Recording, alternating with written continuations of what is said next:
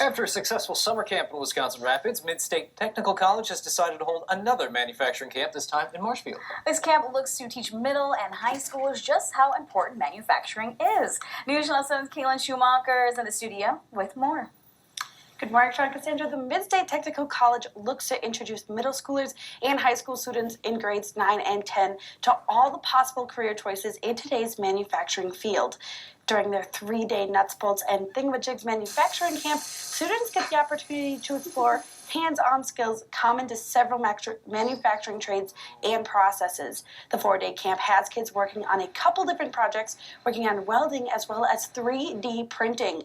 Here, students can work with a computer-aided design program and 3D printing software to design their own coaster to 3D print out a prototype. All 3D printing is done in a mobile 3D printing lab that travels with the camp. That instructional assistant Ben Justin says he wishes he could have experienced when he was younger. I never got to see a 3D printer really until I was out of high school, and so when we have middle school students come in and they're actually programming them and kind of setting it all up themselves, it'll help them go into the rest of their schooling. After the 3D printing is done, the students will use their prototypes to make a mold and then create a concrete coaster with their design on it. The students also get to weld birdhouses and bouquets out of silverware, as well as learn the art of soldering. The Nuts, Bolts, and Thingamajigs summer camp starts today in Marshfield and runs through Thursday, where 10 kids will get the opportunity to work hands-on with team members and local manufacturing businesses of the modern manufacturing environment.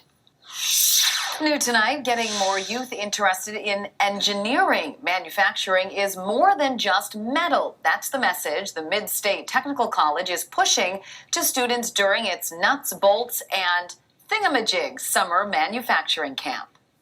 You know, manufacturing is really everywhere, and it goes from anything like making these coasters to a lot of people think of machining and welding and things like that, but it could be cereal.